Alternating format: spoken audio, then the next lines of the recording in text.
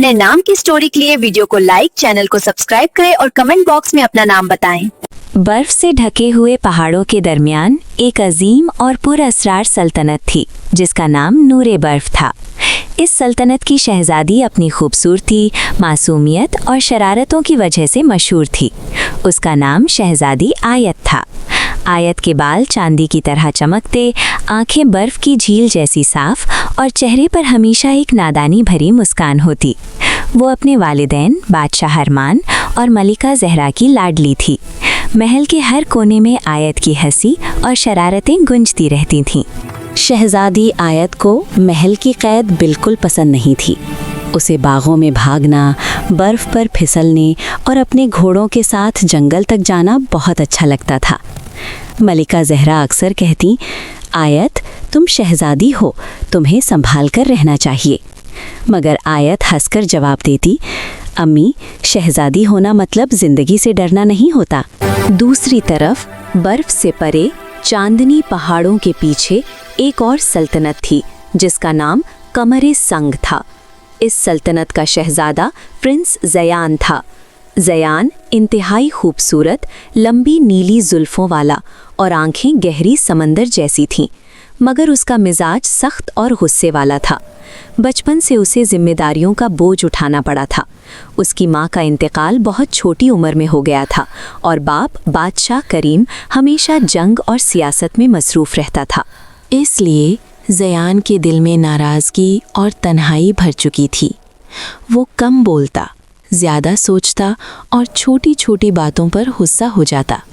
लोग उसे चांद का सर्द शहज़ादा कहते थे क्योंकि उसकी आंखों में रोशनी थी, मगर दिल बर्फ जैसा ठंडा लगता।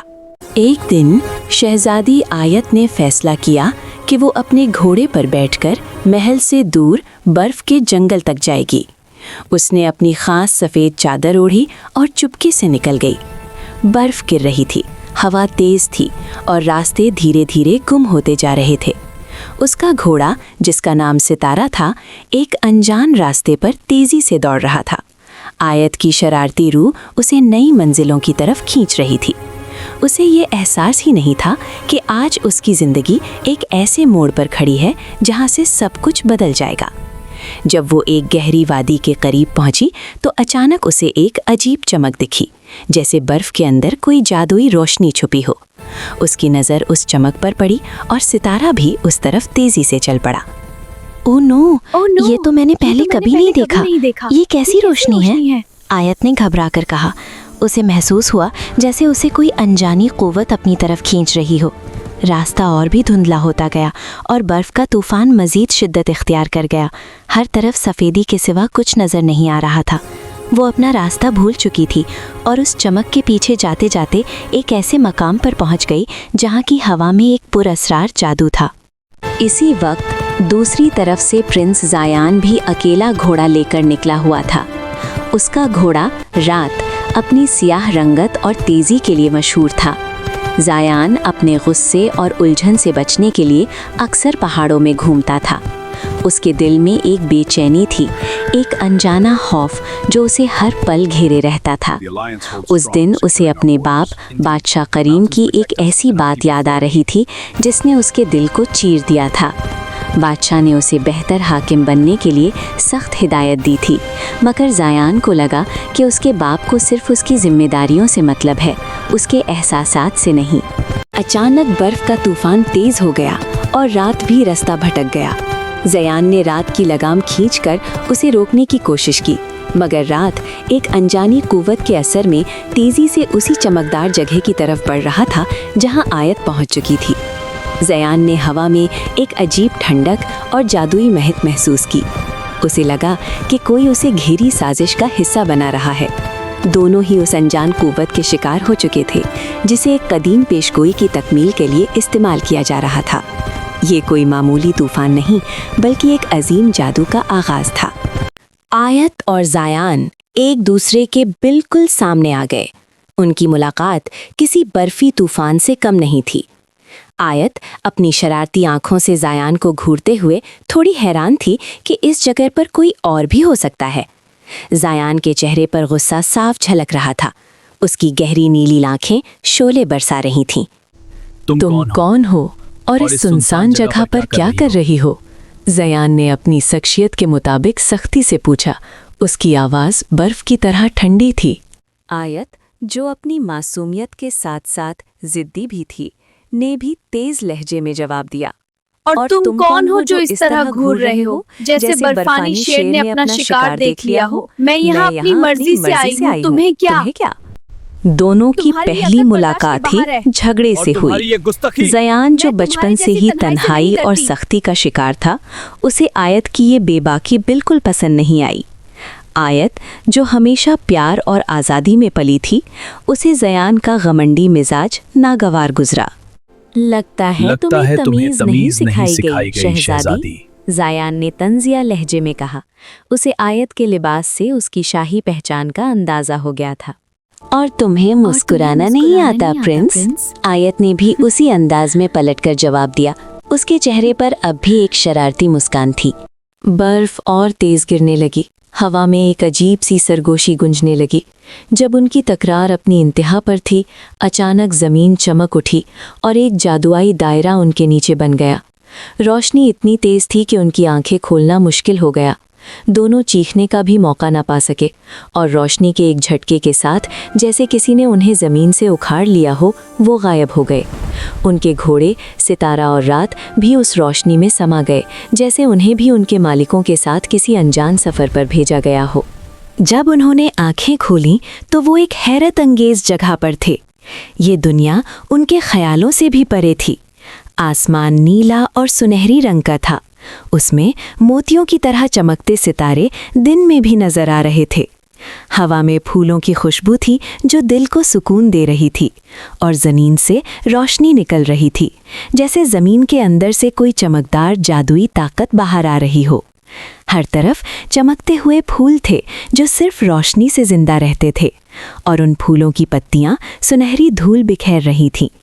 ये दुनिया ल्यूमेरिया थी, जहां हर चीज जादू से भरी थी। मगर इस खूबसूरत मंजर के बावजूद वहां के लोग बहुत उदास थे। उनकी आंखों में गहरा दुख और बेचैनी थी। सबने बताया कि वो एक बुरी प्रिंसेस मैलेफायरा के जुल्म में कैद हैं। मैलेफायरा सिर्फ खूबसूरत ही नहीं थी, बल्कि उसके बाल सियाह रात में चांदनी जैसे, उसकी आंखें जादू से भरी हुईं, और उसकी आवाज़ में ऐसी मिठास थी जो लोगों को अपनी तरफ खींच लेती थी। उसकी खूबसूरती देखकर लोग पहले धोखा खा जाते, मगर उसका दिल पत्थर से ज़्यादा सख्त था और उसकी रूह में सिर्फ तारीकी थी। उसने लुमीरिया की सारी रोशनी और खुशियाँ छीन ली थीं। एक बुजुर्ग जिसकी दाढ़ी बर्फ की तरह सफ़ेद और आंखों में सदियों का तजुर्बा था, ने आयत और ज़यान की तरफ देखकर कहा, हमें कदीम पेशगोई मिली थी कि जब दो दिल, एक रोशनी और एक गुस्सा यहाँ आएंगे तब हम आज़ाद होंगे। ये पेशगोई आज तक किसी को समझ नहीं आई थी, मगर अब तुम दोनों को देखकर लगता है कि तुम ही वो हो जिनके लिए लुमेरिया सदियों से इंतजार कर रहा था। आयत और ज़यान ने एक दूसरे को देखा। पहली बार उन्होंने महसूस किया कि शायद ये सफ़र सिर्फ इत्तेफाक नहीं। उनकी आंखों में हैरत और एक अनजाना जज्बा था। ज़यान, जो हमेशा हर बात को मंतक से देखता था, उसे भी इस जादुई दुनिया में यकीन करना पड़ा। आयत, जो हमेशा खुश रहती थी, उसे लोगों का दुख देखकर तकलीफ हुई। उनका दिल जो अभी तक झगड़ रहा था, अब एक मकसद के लिए एक होने लगा। ल्यूमेरिया में उन दोनों ने बहुत कुछ सीखा। उनका सफ़र सिर्फ मैलेफेरा को हराना नहीं था, बल्कि खुद को पहचानना और एक दूसरे को समझना भी था। आयत ने अपनी मासूमियत और हंसी से लोगों के दुख को कम किया। उसने उन्हें जिंदगी की खूबसूरती याद दिलाई और उनके चेहरों पर मुस्कान वापस लाई। उसने छोटी छोटी खुशियाँ फैलाईं, जैसे कि चमकते फूलों से हार बनाकर बच्चों को देना या जादुई झील के करीब बैठकर पुरानी कहानियाँ सुनाना। उसके जादुई कुव्वत का पहला इजहार तब हुआ जब उसने एक मुरझाए हुए फूल को अपनी सच्ची मुस्कान और प्यार से दोबारा खिला दिया। लोगों ने उसे रोशनी की शहजादी का नाम दिया। ज़यान ने अपनी हिम्मत और हिफाजत से लोगों को हौसला दिया। उसने मलेफायरा के सिपाहियों से मुकाबला किया और लोगों को महफूज महसूस कराया। उसने अपनी सर्दी और गुस्से को कंट्रोल करना सीखा। उसका जादुई क़ुव्वत तब ज़ाहिर हुई जब उसने अपनी आँखों से नीली रोशनी निकालकर एक तूफ़ानी हवा को शांत किया। लोगों ने उसे कमर का सादिक हिफाजती का खिताब दिया। रास्ते में उन्होंने जादुई जंगलात क्रॉस किए, जहां दरख्त बातें करते थे और उन्हें रास्ता दिखाते थे। बोलने वाले परिंदे उन्हें मलेफायरा के राज बताते थे। रोशनी से बने पुल पर चलते हुए उन्हें एहसास हुआ कि उनकी ताकत उनके इख्तिलाफ में नहीं बल्कि उनकी इत्तेहाद में है। धीरे धीरे ज़यान का गुस्सा कम होने लगा और आयात की शरारत समझदारी में बदलने लगी। उनका गुस्सा और शरारत एक दूसरे को समझने में मदद करने लगे। ज़यान ने आयात की जिंदा दिल पर मुस्कुराना सीखा और आयात ने ज़यान की गहराई और जिम्मेदारी को पहचाना। उनके दिल के अंदर की बर्फ पिघलने लगी और चांद की रोशनी में गर्माहट आने लगी। एक रात जब वो एक जादुई झील के करीब थे और चांदनी उन पर रोशनी बरसा रही थी, आयत ने उसकी तरफ देखा। उसके दिल में एक अजीब सा एहसास था जो उसने पहले कभी महसूस नहीं किया था। तुम इतने बुरे नहीं हो जितना दिखाते हो, आयत ने धीमी आवाज में कहा। उसके चेहरे पर अब शैतानी मुस्कान की जगह एक गहरा एहसास था। ज़यान ने पहली बार अपनी असली मुस्कान दिखाते हुए कहा, और तुम सिर्फ शरारती नहीं, बहुत बहादुर भी हो और बहुत खूबसूरत भी। बहुत बहादुर भी हो। उसके अल्फाज में सच्चाई और प्यार की झलक थी। उनकी आंखों में एक दूसरे के लिए इज्जत और मोहब्बत थी। उनकी दोस्ती गहराई में बदल गई और उनके दिल एक दूसरे के लिए धड़कने लगे। मेलेफिरा के किले में आखिरी जंग हुई। उसका किला सयाह जादू से बना था, जहां हर तरफ दुख और खामोशी थी। मेलेफिरा अपनी खूबसूरत मगर जादुई तारीकी से भरी रूह के साथ उनका इंतजार कर रही थी। उसकी आंखों में ऐसी चमक थी जो सामने वाले को पत्थर बना सकती थी। तुम दोनों भी बाकी सबकी तरह नाकाम हो जाओगे, उसने अपने दिलचस्प मगर जहरीले लहजे में हंसकर कहा। ये लुमेरिया कभी आजाद नहीं होगा और तुम्हारे दिल भी मेरे जादू के गुलाम बन जाएंगे। लेकिन आयत और ज़यान अब वो नहीं थे जो पहले थे। उनके दिल अब एक थे। आयत ने अपनी सच्ची नीयत और मोहब्बत की रोशनी इस्तेमाल की। उसने अपने हाथ उठाए और उसकी आंखों से निकलने वाली रोशनी ने मेलेफायरा के तारीक जादू को कमज़ोर करना शुरू कर दिया। ज़यान ने अपनी हिम्मत और वफादारी का इजहार किया। उसने अपनी तलवार उठाई जो अब चांद की रोशनी से चमक रही थी, और उसकी तलवार की हर वार मेलेफायरा के जादू को तोड़ता गया। उनकी मोहब्बत की रोशनी और उनकी हिम्मत की गर्मी ने मेलेफिरा के जादू को तोड़ दिया। रोशनी फैल गई, कैद खत्म हुई और मेलेफिरा का जादू खुद उसी पर पलट गया। वो अपनी ही तारीकी में कैद हो गई। उसकी खूबसूरती और ताकत उसके बुरे इरादों की वजह से हमेशा के लिए ख़त्म हो गई। लुमेरिया रोशनी और खुशी से भर गया। लोग चीखने लगे, नाचने लगे और उनका शुक्रिया अदा करने लगे। जादुई दायरा फिर से बना। लुमेरिया के लोग आज़ाद थे और दोनों को वापस जाना था, मगर इस बार उनके दिल में जुदाई का गम था। हमें फिर से शायद हम फिर कभी ना मिले, आयत ने उदास होकर कहा। उसकी आंखों में आंसू थे। उसे ज़यान से मोहब्बत हो चुकी थी और वो उसे खोना नहीं चाहती थी। ज़यान ने उसका हाथ थामा। उसकी आंखों में भी गहरा प्यार था। किस्मत चाहे तो राहें फिर मिल ही जाती हैं आयत, हमारा सफ़र अभी ख़त्म नहीं हुआ है। उसने आयत की आंखों में देखकर वादा किया, हम ज़रूर मिलेंगे। रोशनी चमकी और दोनों अपनी अपनी दुनिया में वापस आ गए। मगर अब शहजादी आयत ज़्यादा जिम्मेदार थी। उसकी शरारत अब समझदारी में बदल चुकी थी। उसने अपने महल को रोशनी और प्यार से भर दिया। उसकी हल्की सी मुस्कान में अब गहरा प्यार और हिम्मत थी, और प्रिंस ज़यान के दिल में गुस्सा कम, मोहब्बत ज़्यादा थी।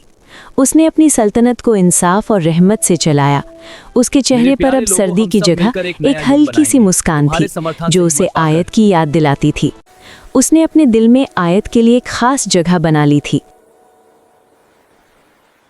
एक रात दोनों ही सल्तनतों में एक अजीब बात हुई। आसमान में 2 चांद चमक उठे। बर्फ ने रोशनी पकड़ ली और हवा में वही पुरानी जादुई खुशबू फैल गई, लुमेरिया वाली। नूरे बर्फ के महल में आयत के हाथ का वो छोटा सा रोशनी का निशान चमक उठा जो उसे लुमेरिया में मिला था, और कमरे संग में ज़यान की तलवार पर बनी हुई चांद की लकीर रोशन हो गई। दोनों ने एक साथ महसूस किया। उसी रात दोनों अपनी अपनी सल्तनत से निकले बिना किसी को बताए। बर्फ के वही पहाड़, वही जंगल और वही जगह जहां पहली बार मुलाकात हुई थी। बर्फ हल्की हल्की गिर रही थी जब आयत ने पीछे से एक आवाज सुनी। तुम अब भी रास्ता भूल जाती हो शहजादी? आयत का दिल जोर से धड़का। वो मुड़कर देखती है, सामने प्रिंस ज़यान खड़ा था। कुछ लम्हों के लिए दोनों खामोश रहे, फिर आयत की आंखों में आंसू चमक उठे।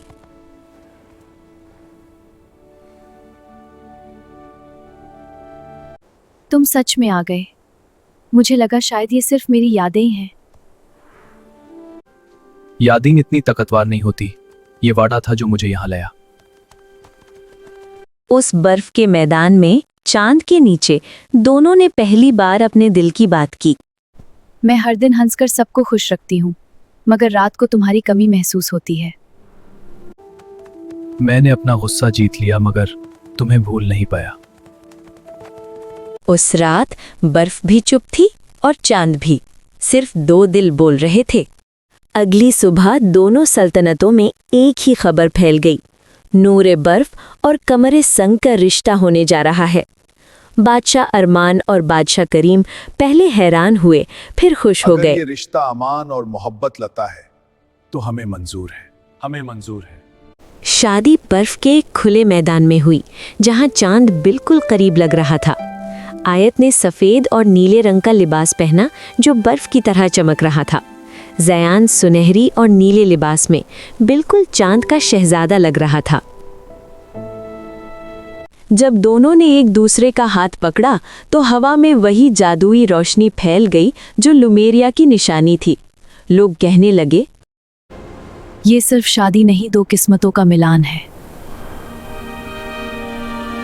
शादी के बाद एक रात लुमेरिया के लोगों की रूहानी आवाज आई, तुम दोनों ने हमें आज़ाद किया, अब हम तुम्हें एक तोहफा देते हैं। आयत और ज़यान को पता चला कि उनकी मोहब्बत ने लुमेरिया को हमेशा के लिए रोशन कर दिया है। अब वो दुनिया कभी अंधेरे में नहीं जाएगी। आयत और ज़यान ने मिलकर एक नई सल्तनत बनाई, जहां गुस्सा नहीं इंसाफ था, शरारत थी मगर जिम्मेदारी के साथ, और मोहब्बत सबसे बड़ी ताकत थी। और कहानी यहीं ख़त्म होती है, मगर उन लोगों के लिए नहीं जो चांद देखकर मुस्कुराते हैं और बर्फ गिरते हुए भी उम्मीद महसूस करते हैं।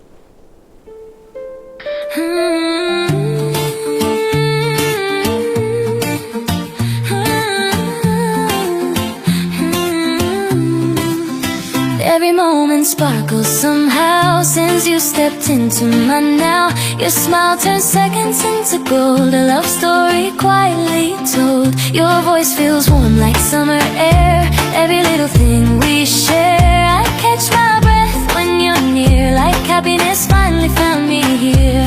I didn't know my heart could race, just hearing you say my name. Time stands still, the world feels right when you're the center of my sight. I'm falling for you, it's easy and true. Every beat of my heart leads straight to you. When the noise fades out, you're all I see. Every dream I dream, you're next to me. I'm falling for you,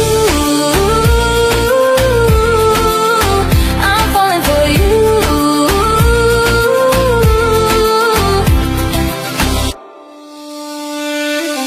Side by side, the road feels new. Every step feels lighter with you. Even the night starts shining bright when your hand is holding mine. You laugh and suddenly I know this is the place I wanna go. No fear, no doubt, no second guess, just this sweet kind of happiness. Didn't know my heart could race, just hearing you say my name. Every moment pulls me through to this feeling called you. I'm falling for you, it's clear to see. Every little hope comes back to me when the world slows down. It's only true. Every road I walk, I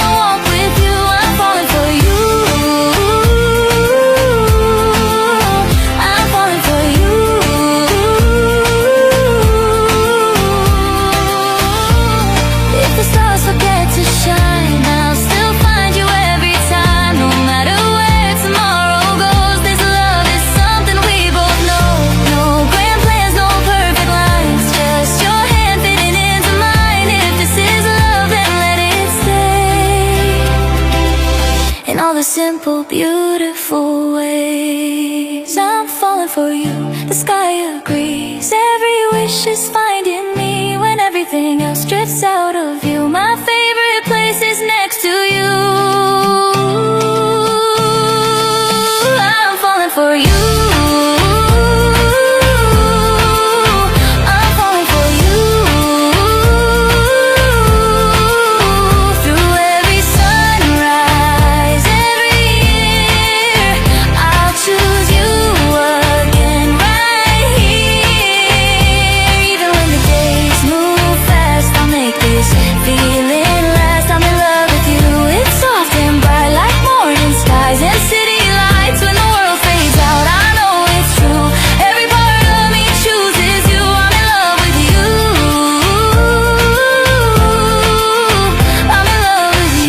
Take my hand, don't let it go. Every tomorrow starts right now. I'm in love with you, I'm in love with you. Just me, just you. Nothing